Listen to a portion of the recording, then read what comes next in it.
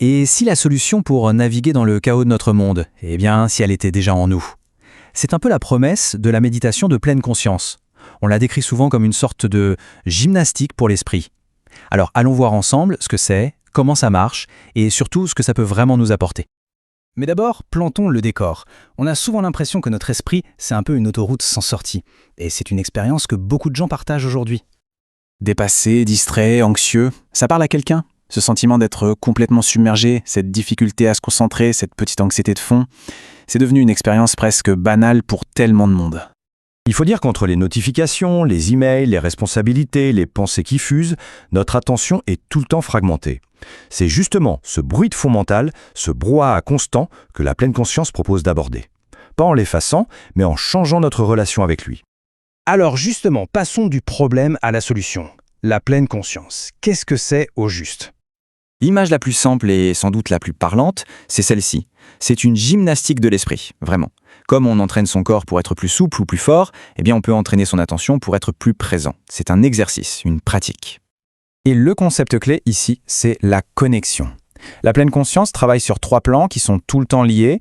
Il y a nos pensées, nos jugements, ce qu'on appelle les cognitions. Il y a nos émotions, ce qu'on ressent. Et puis il y a le corps, avec toutes ses sensations. La pratique, c'est d'arriver à harmoniser tout ça. Alors attention, un point crucial. Le but, ce n'est pas de faire le vide dans sa tête. Ça, c'est presque mission impossible. Non. L'objectif, c'est plutôt de devenir une sorte d'observateur. Un observateur curieux et bienveillant de ce qui se passe à l'intérieur, sans se laisser embarquer par chaque pensée ou chaque émotion qui pointe le bout de son nez. Et la bonne nouvelle, c'est qu'il n'y a pas une seule bonne façon de faire. Au contraire, c'est super flexible. En silence, en musique, les yeux ouverts ou fermés, sur une chaise, par terre. L'important, c'est de trouver ce qui marche pour soi. On peut se concentrer sur son souffle, sur les sons autour ou sur les sensations du corps. D'accord, mais au-delà de la pratique elle-même, qu'est-ce que ça donne concrètement? Parce que ce n'est pas juste une démarche un peu floue, la science a observé des effets bien réels. Le cœur du réacteur, c'est vraiment ça, revenir à l'instant présent. Et pour ça, nos 5 sens sont nos meilleurs alliés.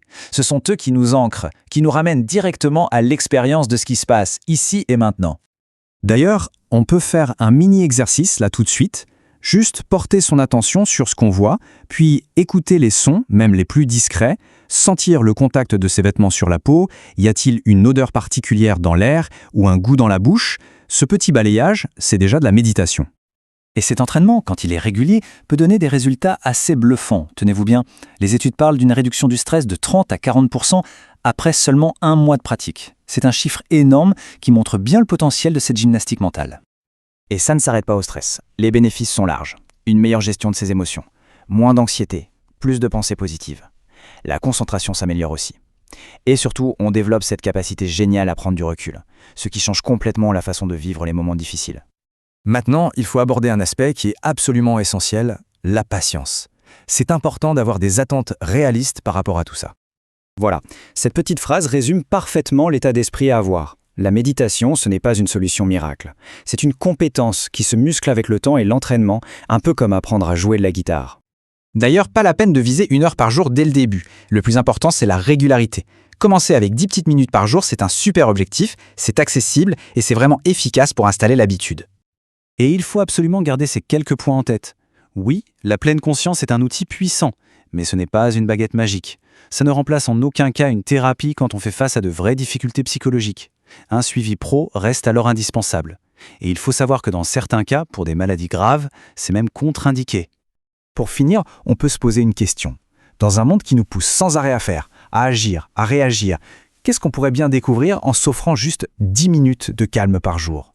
Simplement pour être. La réponse, au fond, elle est différente pour chacun.